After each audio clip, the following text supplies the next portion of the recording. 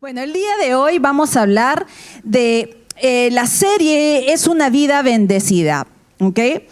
Pero vamos a hablar del principio de lo primero. Y yo creo que esto es importante, que cada uno de nosotros como cristianos debemos de saber qué es lo primero para nosotros. Y de ahí debemos de aprender a caminar, y ese debe ser nuestro punto de partida. Entonces, vamos a conocer primero qué es el significado de primero. Dice: dicho de una persona o de una cosa que procede a los demás de su especie en orden, tiempo, lugar, situación, clase o jerarquía. Es excelente, grande y que sobrepasa y excede a otros. Ese es el significado de lo que viene a ser primero. Y nos podemos quedar con lo que es excelente, grande y que sobrepasa y excede a otros, ¿ok? ¿Qué significa en realidad poner a Dios en primer lugar? Y esto lo vamos a ver en Mateo 22:37, donde dice: Jesús le dijo: amarás al Señor tu Dios con todo tu corazón, con toda tu alma y con toda tu mente. Miren qué importante es este versículo. A mí me encanta este versículo porque siempre me ministra todos los días de mi vida, porque Él me hace ver que Él debe ser lo primero para mí. Y lo primero es que tú lo ames con todo tu ser. Y por eso es que lo dice en la palabra: amarás al Señor tu Dios con todo tu corazón, con toda tu alma y con toda tu mente. Amén. Entonces vamos a orar. Señor Jesús, gracias te damos por esta palabra. Padre, te pido de que seas tú ministrando el corazón de cada uno de mis hermanos. Señor, que yo mengüe y que seas tú quien se refleje. Más de ti, menos de mí. En el nombre de Jesús, amén y amén. Entonces, si estamos conociendo que Dios debe ser lo primero, cuando tú estableces en tu vida que Dios sea lo primero, vas a empezar a establecer orden. ¿Cuántos de ustedes quieren establecer orden de su vida? Amén. Nunca vamos a terminar de estar completamente ordenados, hermanos, pero es ahí donde empieza nuestra dependencia en Dios. Porque si tú ya eres completamente perfecto y ordenado, ¿ya para qué vas a utilizar a Dios? Tú vas a creerte un Dios. Entonces, por eso es que nosotros constantemente vamos a estar en diferentes procesos en nuestra vida para ir creciendo e ir trayendo testimonio también a las personas, ¿ok? Entonces, no estamos diciendo que no vas a tener problemas, que no vas a tener dificultades, nada de eso, porque Dios inclusive en la palabra dice que nosotros pasaremos y viviremos tribulaciones, ¿ok? Entonces, si sabemos que Dios es lo primero en nuestra vida, nosotros debemos de saber qué es lo que hay en la palabra de Dios. Mientras nosotros no conozcamos qué hay en la palabra de Dios, tú no vas a poder explotar y reconocer las más de 3.500 promesas que puede tener en la Biblia. Y eso, porque algunos dicen que hay como 8.000, ahí hay como una discusión de cuántas hay, cuántas más, menos. Yo sé que hay un montón. Y eso para mí es suficiente. Y que cuando yo tengo la necesidad de algo, yo sé que eso lo voy a encontrar en mi manual de vida. Y voy a la palabra y digo: Señor, yo quiero que tú me reveles cuál es esa promesa que tú tienes para mí, para esta situación que yo puedo estar enfrentando. Y téngalo por seguro que ahí lo va a encontrar.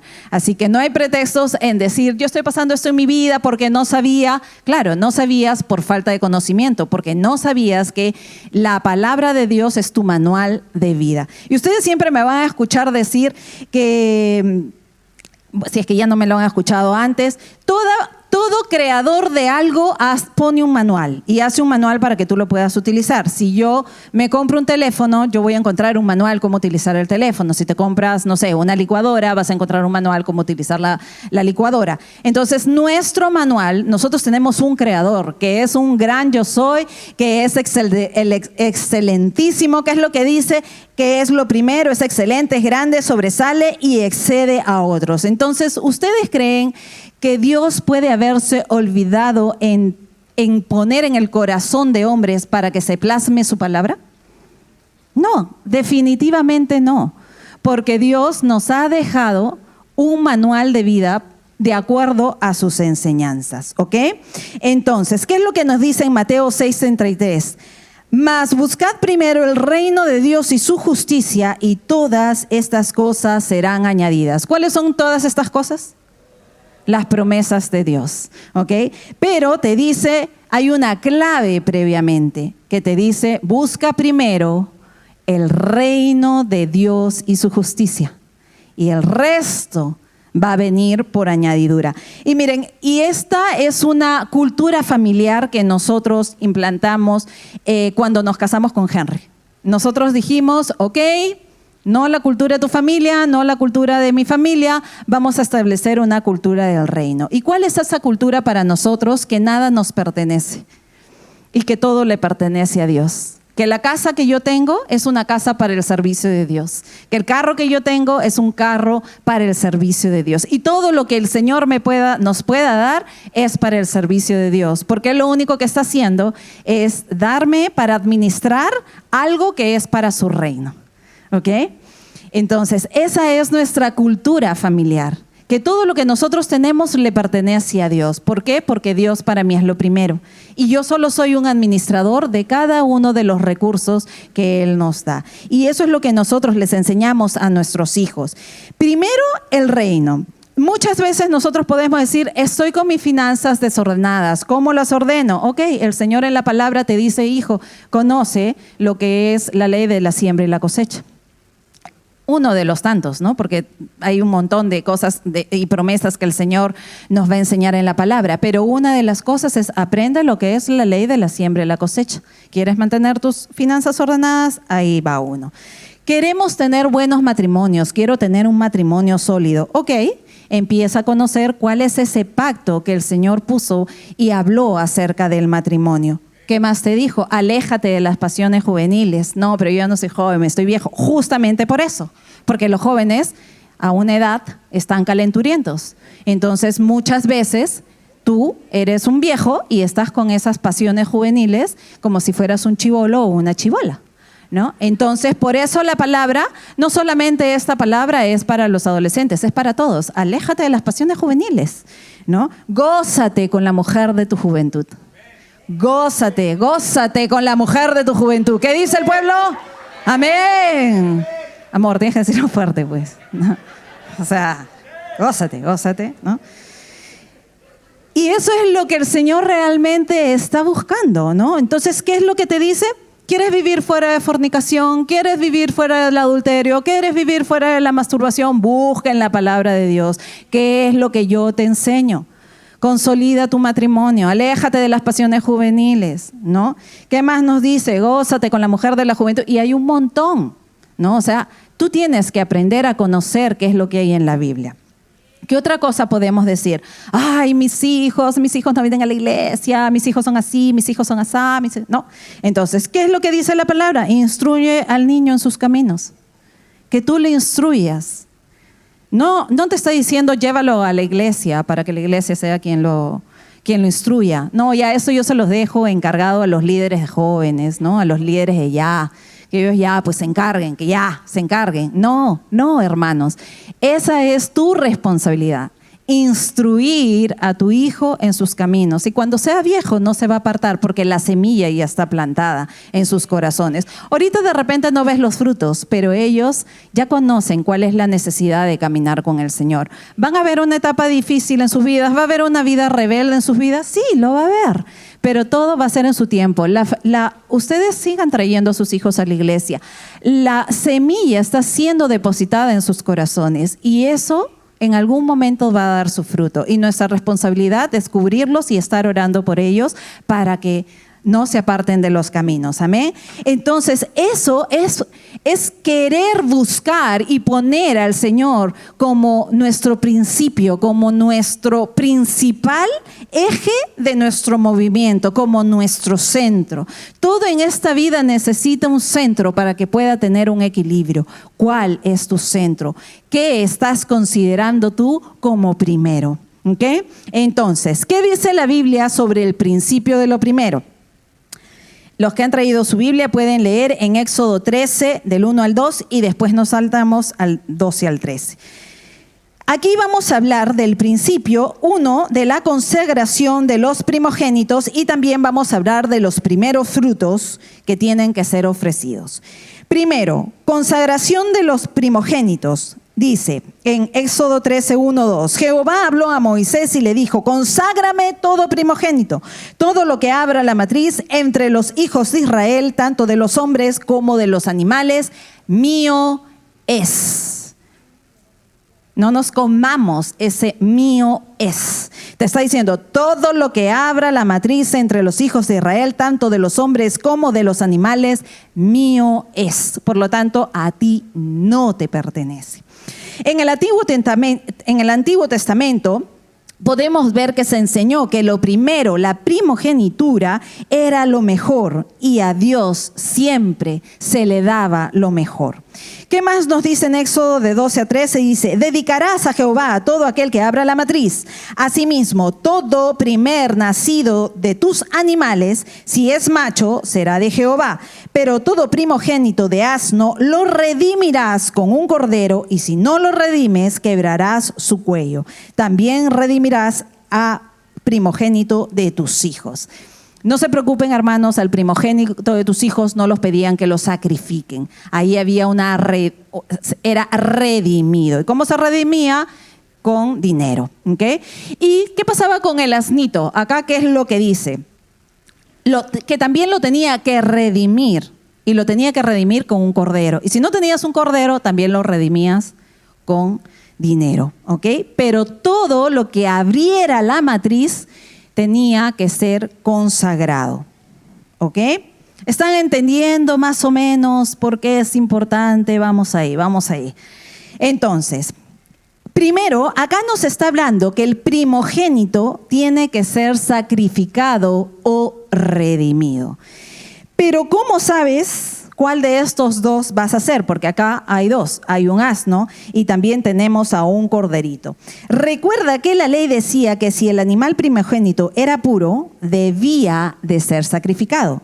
Pero si no era puro, ¿qué tenía que ser?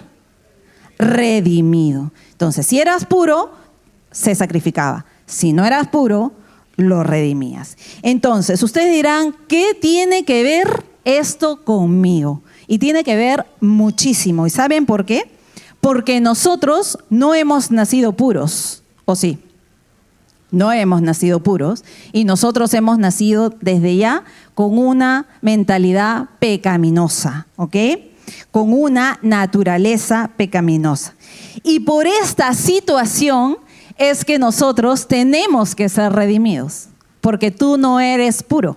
Entonces, ¿quién te va a redimir? ¿Quién cree que nos puede redimir? Jesucristo, ¿ok? Por eso es que se dice que Jesucristo es el Cordero, es la representación del Cordero, porque Él está redimiéndote a ti de tus pecados. Y por eso es que nosotros, si ya no, la paga del pecado era muerte, pero cuando Jesucristo viene a nuestra vida, Él paga con el precio de su vida. Él paga nuestros pecados y por eso es que Él también nos redime, Él nos compra, Él nos reemplaza. ¿Y cuántos de nosotros podemos realmente estar agradecidos de eso? Que muchas veces nosotros consideramos que no los merecemos, pero la verdad, hermanos, no nos los merecemos. Pero Él nos amó de una manera extravagante, que Él lo que quiere es que tú realmente seas libre. ¿Ok? Entonces, ¿qué es lo que nos habla en Efesios? La consagración era en memoria de la gran liberación de Dios y era una señal para que sus hijos, los hijos de Dios, los había sacado de Egipto. Esto lo vemos en Éxodo también 13, del 11 al 16. ¿Y cómo lo representamos nosotros por medio de Jesucristo? Es que tenemos ese acceso de libertad. ¿Okay? Entonces nosotros, si bien es cierto, esta era una consagración en memoria, ¿no?, de esa señal de que el pueblo de Israel había salido de Egipto, nosotros de esta manera somos redimidos por medio de Jesucristo, porque ¿qué es lo que nos dice su palabra? Que Él trae libertad a nuestra vida. Amén. Ya les quedó un poco más claro, porque algunos estaban que tiene que haber el cordero, el sacrificio, me van a sacrificar. No, hermanos, no te vamos a sacrificar, aunque bien merecido no los podemos a veces tener. ¡Crucifícalo! No, pero no. No, porque Jesús lo hizo por nosotros, ¿ok? Y es por eso que ahora nosotros tenemos acceso al Padre. El Padre nos ve perfectos. O sea, el Padre nos ve como ese corderito perfecto. ¿Y saben por qué? ¿Saben por qué Dios nos ve perfectos? ¿Tienen idea de por qué Dios nos puede ver perfecto? Cuando te ve a ti, cuando ve a una Andrea, cuando ve a una Niurka, cuando ve a una Mim, cuando ve a una Lía, no está viendo la perfección de cada uno de ellos, porque no somos perfectos. Pero Jesucristo está delante de nosotros. Y Dios puede vernos perfectos, porque como Él nos ha redimido, Él está delante de nosotros. Entonces, para Dios, Él no está mirando a Lía, no está mirando a Ciro, no está mirando a Luz, no. Él está mirando a Jesucristo. Y quien nos está realmente representando ante el Padre. Y como Él nos ama tanto, entonces Él nos ve perfectos. Amén. ¿Vamos entendiendo? Díganme amén, por favor. Sí, estoy entendiendo. Si alguien se está durmiendo, hágale ahí su costadito, ¿no? Pero aquí la idea, si le va a dar un aplauso, hermano, dele el aplauso. No me lo está dando a mí. Diga, Señor, gracias por haberme redimido. Gracias por ser esa primera ofrenda de amor para que yo realmente sea comprado. Entonces, la importancia del primogénito alcanza su punto culminante en la Escritura, en la persona de Jesucristo. Todo el contexto previo que hemos venido dando de acerca del primogénito en la Biblia sirve para eliminar la preeminencia de Cristo sobre la creación y sobre la familia. Dios no esperó, hermanos. Él no esperó que nosotros primero aceptáramos a Jesús para que Él lo pueda enviar. No. Realmente Dios era recontra consciente de lo que Él estaba haciendo. Porque Él sabía que no nos iba a poder salvar si es que no venía un Salvador por medio de Él. ¿Ok? Y en Romanos nos dice que Jesús era nuestra esperanza. Y esa palabra esperanza se transforma en fe. Y Dios dio a su Hijo por fe para redimirnos a cada uno de nosotros. ¿Ok? Entonces, vamos ahora, hemos visto que lo primero tenía que ser redimido o sacrificado. Vamos a ver ahora el punto de los primeros frutos tienen que ser ofrecidos. En Proverbio 3, 9, 10 dice, honra a Jehová con tus bienes y con las primicias de todos tus frutos. Entonces tus graneros estarán colmados con abundancia y tus lagares rebosarán de mosto. Mira, acá hay otra promesa. En la palabra de Dios hay promesas condicionales y promesas incondicionales. ¿Ok? ¿Cuál es una incondicional? A ver. No, una incondicional, el diluvio, ¿no? O sea, el Señor agarró y dijo, nunca más voy a destruir esta tierra. Entonces, y las condicionales es como esta, miren, honra a Jehová con tus bienes y con las primicias de todos tus frutos. Entonces tus graneros estarán colmados con abundancia y tus lagares rebosarán de mosto. Pero previamente es, honra a Jehová con tus bienes y con las primicias de tus frutos. Entonces, hay una condición. Entonces, vas a ser bendecido, ¿ok? Ahora, no significa que también digamos, bueno, ya, como dice eso, entonces mejor voy a dar, porque si yo doy, Dios me va a dar. Esa no es la intención de nuestros corazones. No debería de ser la intención, porque nosotros damos a Dios porque lo amamos, porque lo honramos, porque valoramos, porque reconocemos que el precio en esa cruz, Él reemplazó realmente mi vida para que yo no sea sacrificada, para que yo no pague ese pecado, esa muerte de pecado, ¿ok? Entonces, esto es en Proverbios, por si acaso, no es en la ley. En Éxodo 23, 19 dice, las primicias de los primeros frutos de tu tierra traerás a la casa de Jehová tu Dios. Y en otra versión dice, cuando recojas tus cosechas, lleva a la casa del Señor tu Dios lo mejor de la primera cosecha. Okay. Te está pidiendo lo mejor. Dios no te está pidiendo que tú traigas lo que sobra, porque lo que sobra no es lo primero, ¿o sí?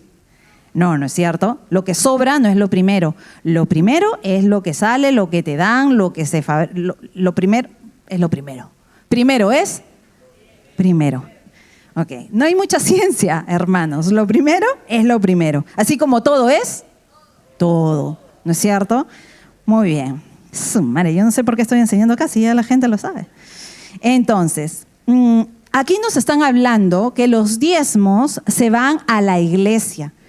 Los diezmos no se dan para repartirlo los hermanos para poder bendecir a otras familias. Ese es otro tipo de enseñanza, ¿ok? Pero acá te está diciendo que traigas lo primero a la casa de Dios. Recuerda, cuando Dios le dijo a Israel la conquista de Jericó, traigan todo el oro y la plata, pero Acán se quedó con una parte.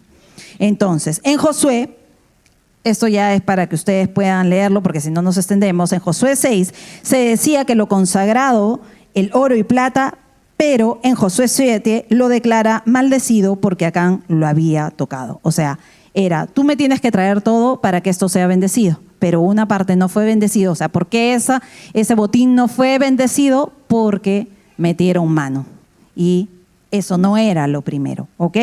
Entonces, es consagrado cuando lo traes a la casa de Dios y no es bendecido cuando no lo traes a la casa de Dios.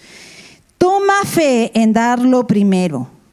Eso es algo que esa es una relación entre tú y Dios.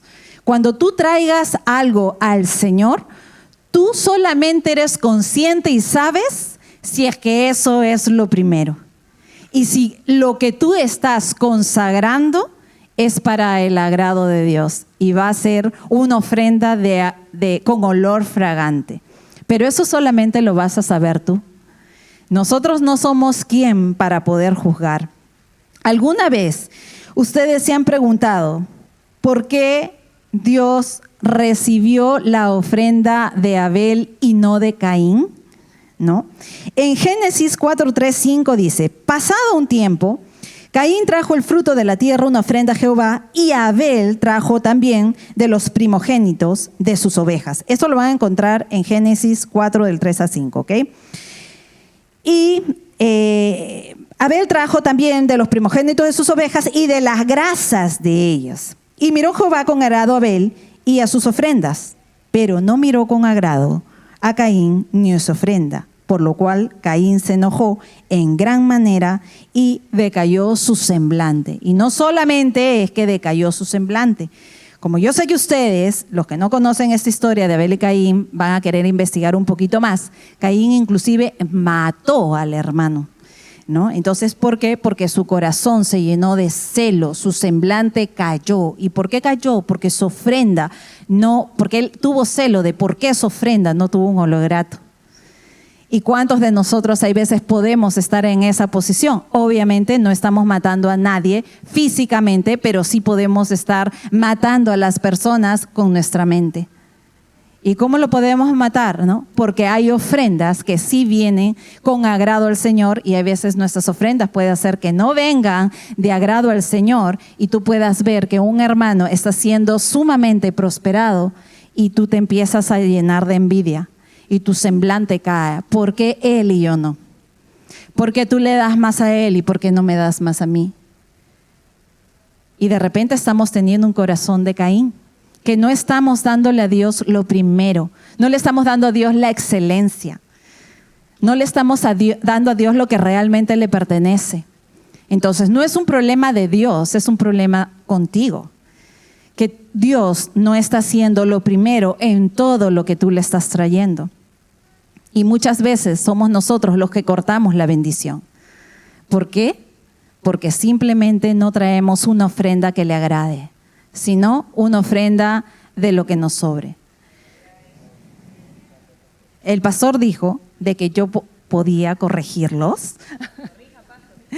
El pastor dijo que iba a traer de repente alguna palabra que los iba a confrontar, pero ¿saben qué, hermano? Es bueno confrontar. Y a mí, de verdad, me gusta que me confronten. A mí me gusta que me confronten y no me pico. Bueno, o sea, a ver. De repente tu mente sí se pica un poco, ¿no? Porque es como que... Pero es importante cuando nos confrontan porque significa que tienes áreas de mejoras. Y cuando tú tienes áreas de mejora, le estás dando un espacio de Dios para que siga trabajando en tu vida en esa área. Entonces yo quiero seguir perfeccionándome en esta obra que Dios me ha creado. Esta obra, miren, perfecta, linda, hermosa, como cada uno de ustedes, ¿no? Pero le damos ese espacio al Señor. Amor, tienes que decir más fuerte. No entendió el mensaje mi esposo, ¿no? Esa obra preciosa, maravillosa que Dios ha creado, así me gusta, ¿no? Entonces, Dios está buscando eso, que nosotros le traigamos una ofrenda con olor grato. No seamos esos Caínes, que sí, traemos nuestra ofrenda, pero no estamos trayendo la mejor ofrenda. Estamos trayendo muchas veces de lo que nos sobra. Bueno, yo diré que esto es mi diezmo. ¿Es tu diezmo? Realmente es tu diezmo lo que estás trayendo a la casa. Y eso lo dejo ahí porque esa es una enseñanza que después va a venir, así que no se la pierdan en el próximo canal. Va a venir esta enseñanza también.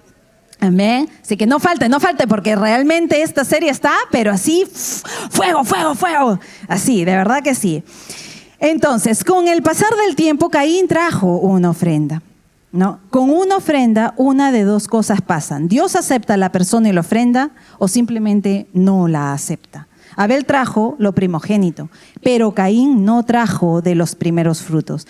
No es que Dios no lo quería aceptar, no es que Dios no quiera aceptar esa ofrenda, sino que no puede aceptarla porque va en contra de su palabra y va en contra de su naturaleza, va en contra de lo que Él dice que es. ¿Y qué es Él? El gran yo soy. Y el gran yo soy no puede ser un Dios de segundillas. Él no puede ser un Dios de segundo plato, de segunda mesa. Él no puede serlo porque su esencia, Él estaría yendo en contra de su esencia. Así de simple. Hay cosas que Dios no puede hacer. Dios no puede actuar fuera de Él mismo. Y Dios no puede actuar fuera de su propio carácter. Por eso es que Dios no podía aceptar esa ofrenda, porque Él ya había establecido que de lo que abriera la matriz.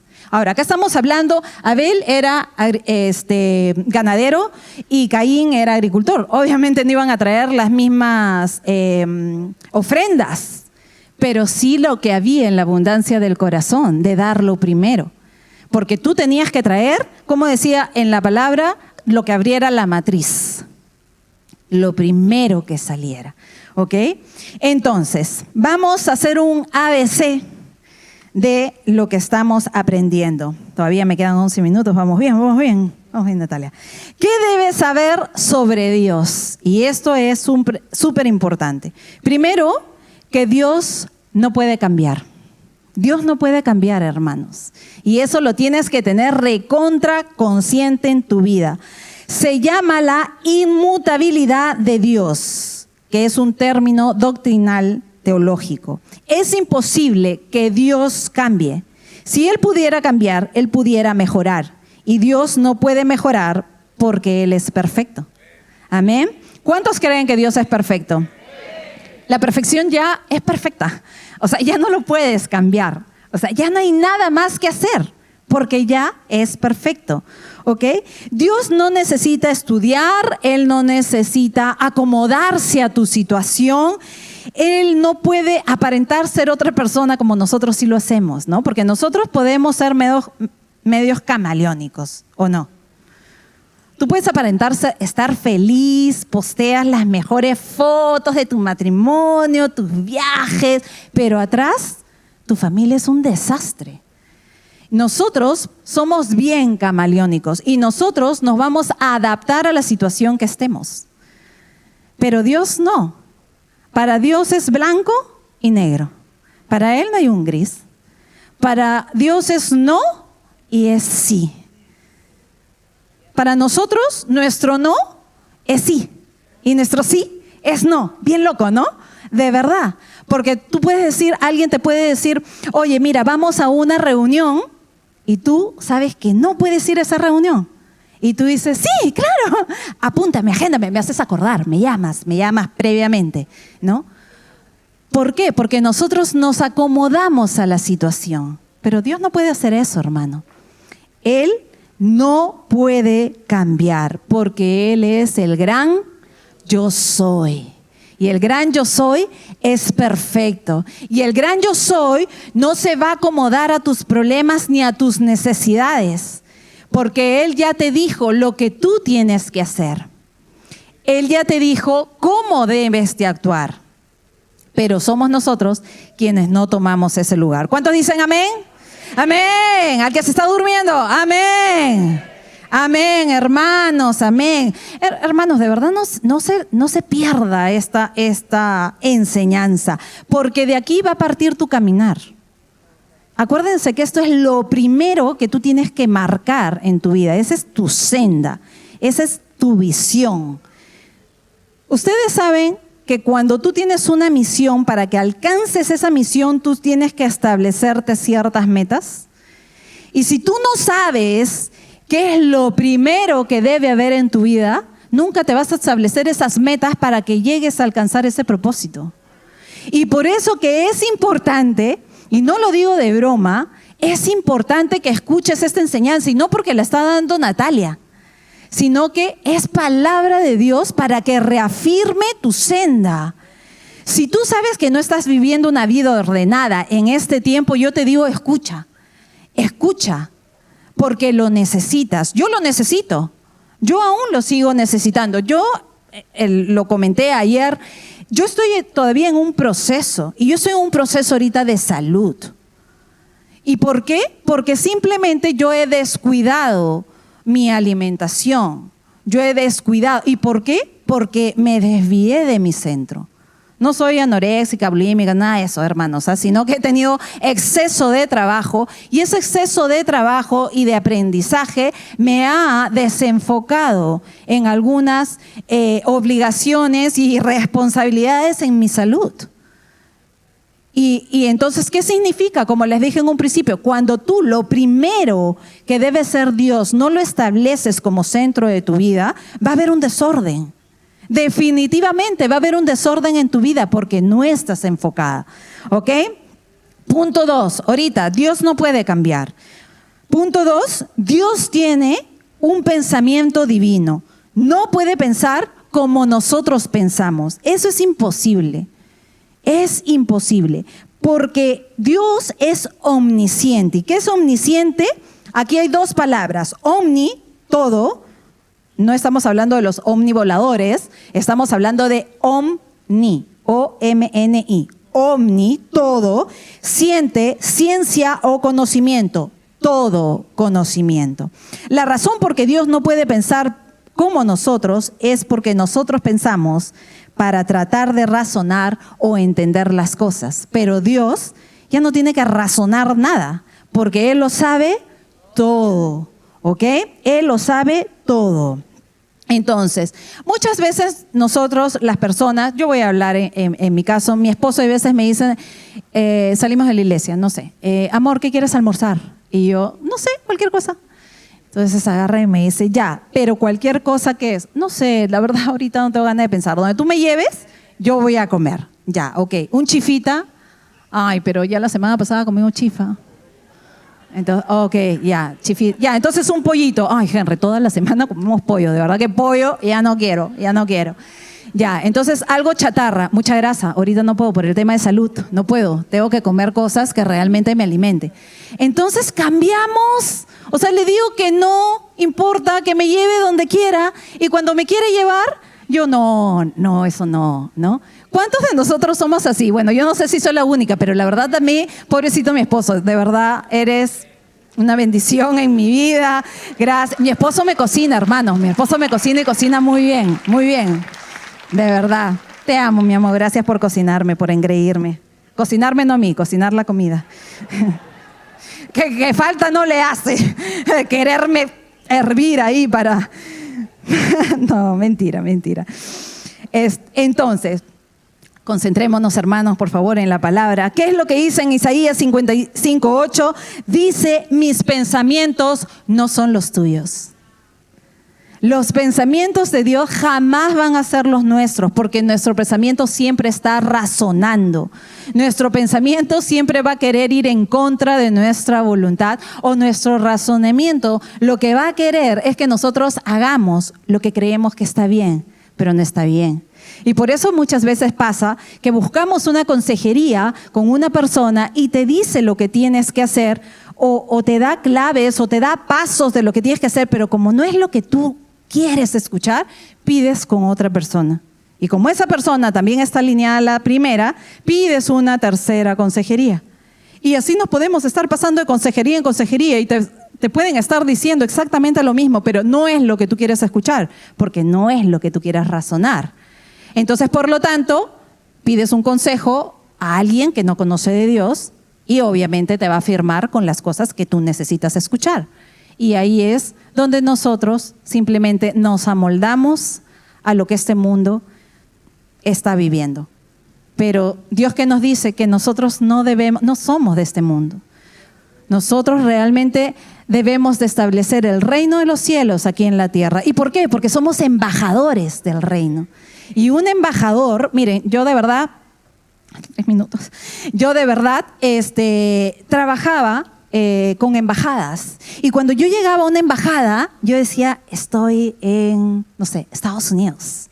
Porque basta que tú pises la embajada del país donde tú estás y significa que esa ya es propiedad de ese país. Yo decía, estoy hoy día en Hungría, ¿no? Porque estaba en una tierra que le pertenecía. Pero yo no tengo por qué adecuarme a ese gobierno. Yo soy una hija de Dios y yo me adecuo al gobierno del reino de los cielos. Y eso es lo que cada uno debemos de aprender cada día. Amén. Amén. Como tercer punto, ya hemos visto, Dios no puede cambiar, Dios tiene un pensamiento divino, Dios no puede ser segundo. Esto se llama preeminencia de Dios. ¿Has escuchado eminencia? Pero Dios es preeminencia. No solo significa que es primero en todo, sino antes de todo. Es más alto que todo, es sobre todo.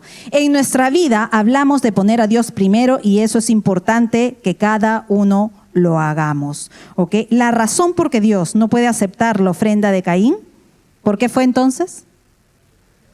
Porque no trajo lo primero. Muy bien, estrellita para ustedes. Dios no puede ser segundo, jamás en nuestra vida. Si tú realmente quieres establecer, volvemos a lo que viene a ser el orden, entonces Dios no puede ser segundo en tu vida. ¿Cómo confirmamos si Dios es lo primero en nuestra vida y cómo lo decimos? En Lucas 12:34 dice, porque donde está vuestro tesoro, allí estará también vuestro corazón. Vamos a volverlo a decir, porque donde está vuestro tesoro, está allí nuestro corazón. Qué importante es esto, de verdad, hermanos. Y esta es una verdad así a ciegas. Es una verdad a ciegas. Porque de la abundancia del corazón va a hablar nuestra boca. Y eso lo dice en la palabra, no lo digo yo. Y estas son las preguntas que yo quiero que te hagas. Y si tú estás escribiendo, escríbelas para que te las lleves de tarea. ¿Qué es tu tesoro? Es una de las cosas que tú te tienes que preguntar. Nosotros, si estamos pensando que los tesoros es ver qué herencia material le vamos a dejar a nuestros hijos, desde ya estamos empezando mal en lo que viene a ser el tesoro para nuestra vida. Porque nuestro tesoro primero debería de ser Dios. Nuestro tesoro debería de ser Dios. Y no en lo que nosotros estamos valorando físicamente. El sacrificio de la cruz es lo que nosotros debemos de aprender a honrar. Nos cuesta tanto dar a Dios de nuestro tiempo, de nuestro talento y de nuestro tesoro y de nuestro templo. El cuidarnos también es nuestro templo. El que yo me cuide mi cuerpo también es mi tesoro, porque yo soy un templo de Espíritu Santo. Y si yo no cuido mi templo, si yo no cuido este cuerpo, no lo cuido como mi tesoro, entonces ¿Dónde estoy haciendo que habite Espíritu Santo? Y eso es algo que debemos de analizar. ¿Cómo te congregas? Es otra pregunta que tenemos que hacer. Venimos a la iglesia, en un mes hay de 4 a 5 domingos, más o menos, ¿no? Dependiendo, normalmente creo que son 4, ¿ok? De esos 4 domingos al mes, ¿cuántas veces estamos viniendo a la iglesia? ¿Venimos por cumplir o venimos porque sabemos que tenemos que recibir una palabra y queremos honrar al Señor y porque queremos alabar al Señor y porque cada día quiero perfeccionarme? Es algo que nosotros debemos en este día analizar. ¿Por qué vengo a la iglesia? ¿Qué me hace venir a la iglesia? Otra pregunta que debemos de hacernos es, ¿estoy sirviendo o simplemente no sirvo? No sirvo porque te invalidas. Porque no estamos sirviendo. Si Dios es lo primero, yo debería decir, Señor, yo te entrego todo lo que soy. ¿Y qué era lo que decía en su palabra en cuerpo, alma y espíritu? Decirle, Señor, tú eres mi centro, tú eres mi tesoro, tú eres lo más valioso. ¿Y saben por qué es valioso? Porque Él pagó ese precio en la cruz por ti. Por eso es valioso. Y uno nunca valora lo que no va a honrar. Y si no valoramos estar en la presencia de Dios, no estamos honrando a Dios. Yo recuerdo que a mí mi esposo me dijo para casarme con un alambre. Él hizo una sortija de alambre, de esos alambres que abres la bolsa de pan de molde, ¿no? Y yo lo acepté y te volvería a aceptar.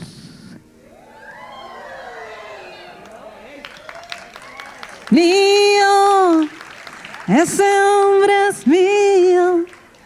¿Y saben por qué lo volvería a aceptar? Porque yo le di valor a su palabra, a ese pacto que Él estaba haciendo conmigo. No al alambre que me estaba poniendo en el dedo. Que puede sonar gracioso, ahorita es una anécdota, ¿no?